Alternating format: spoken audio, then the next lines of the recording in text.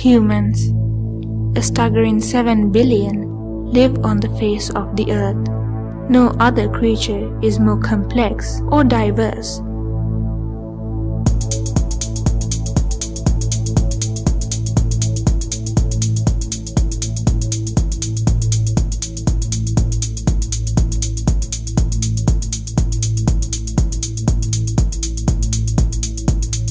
The threat of global climate change.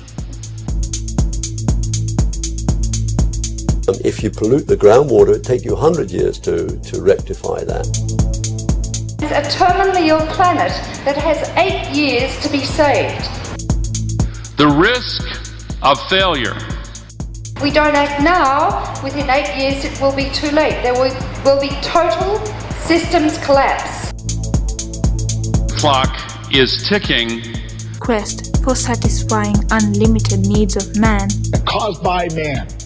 That's the big part of this question. Is it caused by man? Yes.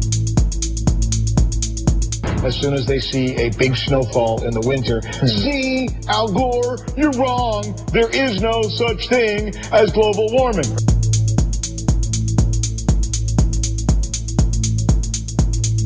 The only strategy worth following is a sustainability strategy. That changes in our uses of energy and in how we both create it and deliver it would go a long way toward enabling us to live a better, more sustainable life. Sustainability has a lot of definitions, which basically said it was a way to meet the needs of the current generation while not sacrificing the ability of future generations to meet their needs. This world must go together and make advances in tackling climate change.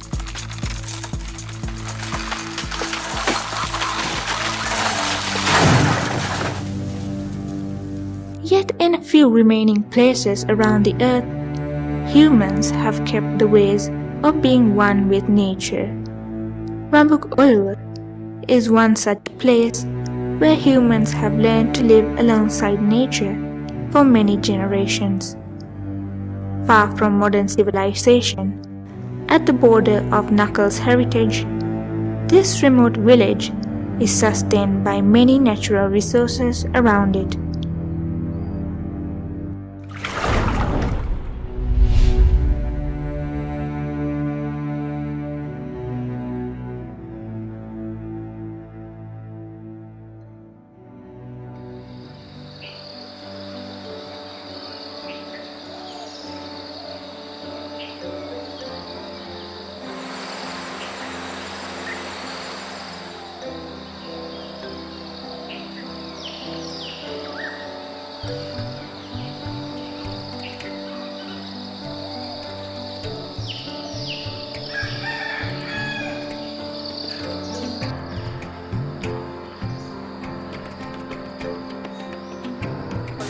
Whoa! Whoa! Come on! Oh! Oh! A new day dawns at Rambukoluwa, and as the first rays of sun hits the village, Niluka begins her day with the sound of news in the radio. To her, knowing what the rest of the world is doing beyond the Knuckles mountain ring is essential. Thanks to the electricity system and the water system established in the village only 6 years ago, her household chores has taken a slightly easier turn. Niluka's 12-year-old daughter Sewandi studies at the Pallegama Mahavidyalaya. The road leading to Pallegama, erected 13 years ago, enables smaller vehicles access to the village. Earlier, the only means of reaching Pallegama was a tricky footpath along the river. Sewandi has to travel 14 kilometers every day with the other children to reach the secondary school at Pallegama. Her means of traveling is a hired cab, which is the only vehicle that is willing to come to such a remote area. The village acquired at least this cab as a result of Niluka's struggle to make her children's lives easier. If the cab refuses to come, eager to learn, she will walk 14 kilometers to the school at Paligama.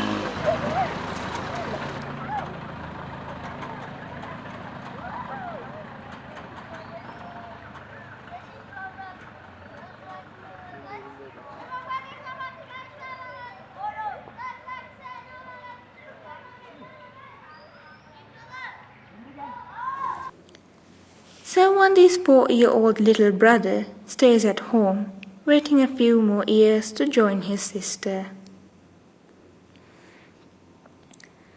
Niluka is aware of the struggles her children have to endure for education. To many people, the life in Rambukoluwa might be a peaceful one, but to Niluka, being left behind in the rapidly developing world is a drawback, especially for her children.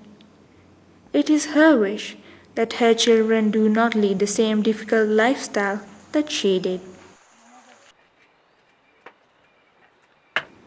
To her, moving out of Rambukoluwa means better opportunities of education for her children and a brighter future.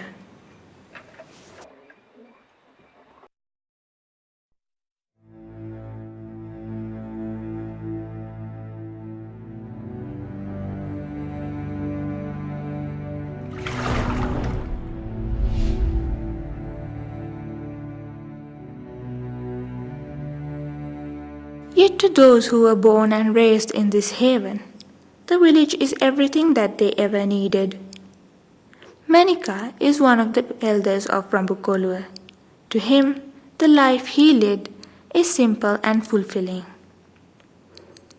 Today Manika is on his way to the kamatha.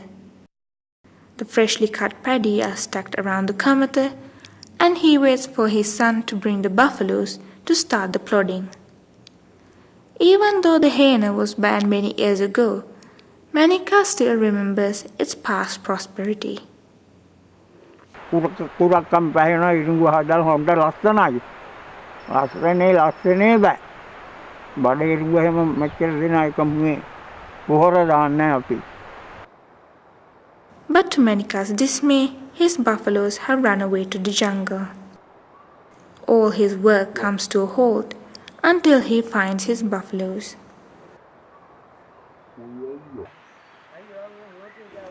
Manika's son was supposed to look after the animals, and so he goes in search of them.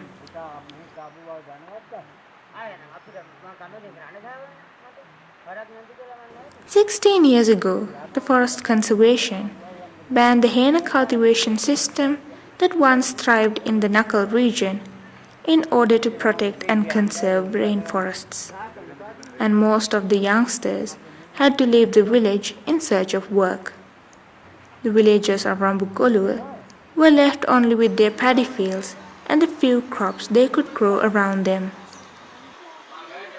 අම්මා වට්ටක ඇදලා පිරිමහන්න බෑ. බඩ ඉරුඟු ඇදලා පිරිමහන්න බෑ. ඔයාගේ නෙවෙයි මෑ. මෙහෙම මොන් පොර දාලා නෙවෙයි. හරියට එළවලු හරියට වටකුළු බණ්ඩක්කා අපි කන්නේ වටනේ මහත්තයා බෑ කාලා පිරිමහන්න. ඒ කාලේ තිබ්බු රසගුණ අද නැහැ. ඒ බත් බුලත් වල. To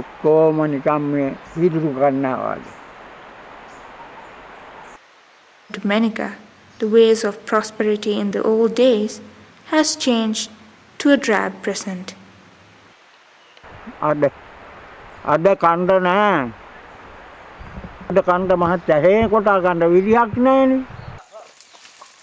buffaloes have been found. Every family in Rambukoluwa owns buffaloes. To the people, their buffaloes are of great importance when it comes to working in the paddy fields. The people of Rambukoluwa prefer the bond between man and animal rather than with machines.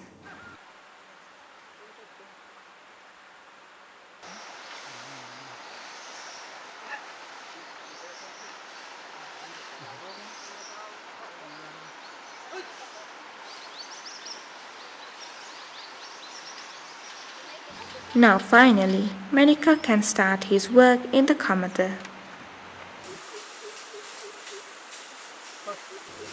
Many of the traditional harvesting methods that they used have faded away by now. ඒවට තමයි අපි මඬු මල් කියනවා. ඒවා කොටලා ඉහිනා කුඹුරට. ඒ පණුව මැරෙන්න.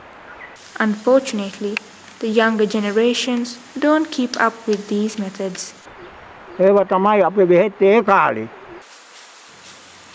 Chemicals and pesticides have replaced those early crop yielding methods. The knowledge of how to use the surrounding nature diminishes from generation to generation.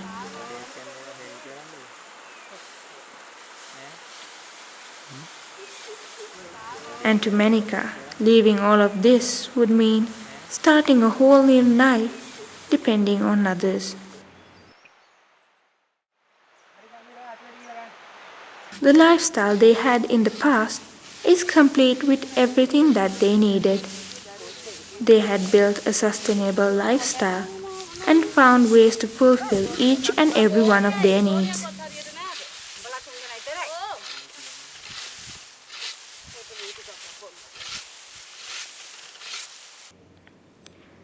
Many of the elders of the village had a life that was independent from the others.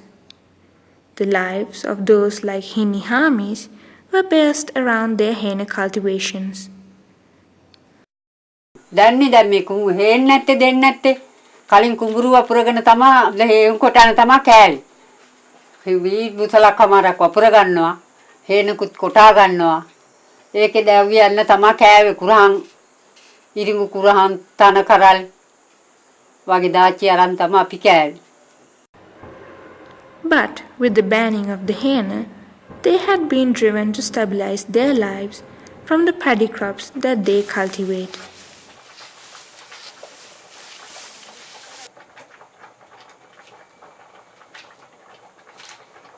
Today, Hinihami is making a breadfruit curry for her daughter-in-law, who is now 4 months in expecting. She attends the Paligam hospital for clinic sessions. In the earlier lifestyle, people had traditional medicine practices for all their needs, making it unnecessary for them to leave the village.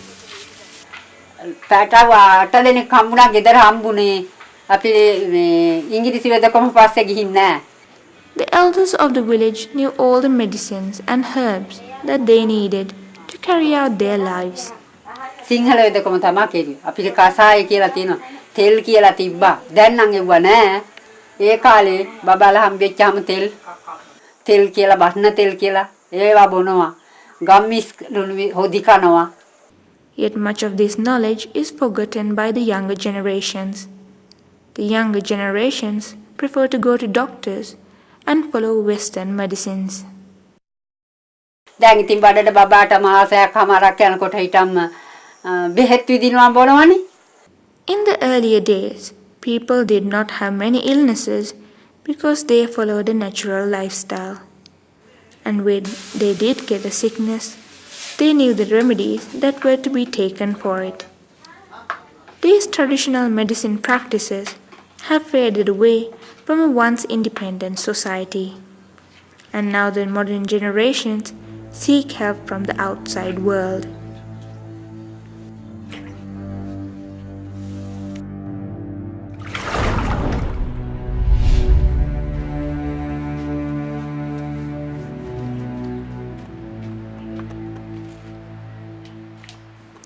Hinnihami's younger son, Arachi Ayya, is one of those few people who possess the knowledge of the forests and the traditions of his forefathers.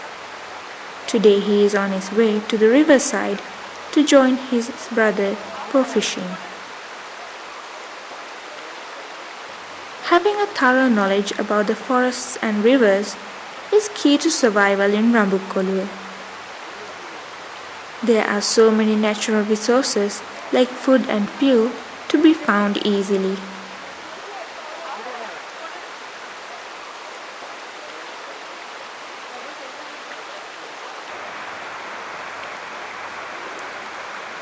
two brothers are off to catch fish from the river. This fishing method is something that is unique to Rambukoluwa, and every family in the village has their own fish trap. Before they set the traps, the entire flow of the river is forced to one powerful main stream by damming the whole river. The fish that were freely roaming are now rendered with no other option but to swim with the forceful water current.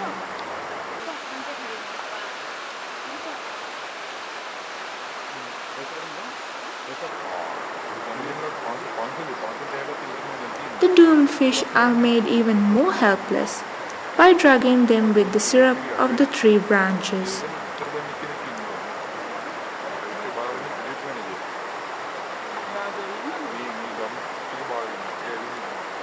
The fish, with absolutely no other option left for them, float to the mouth of the water flow, where the Kemana lies in silence to devour them.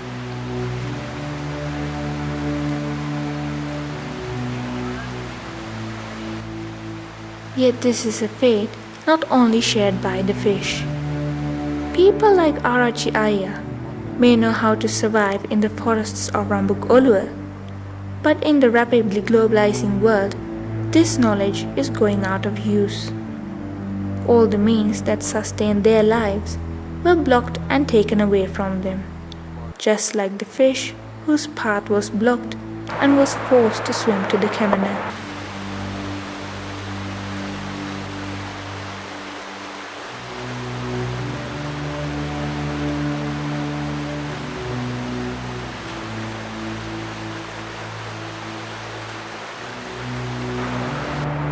Drugged by the hopes of a peaceful future that development may bring, some people may enter an uncertain and unavoidable end.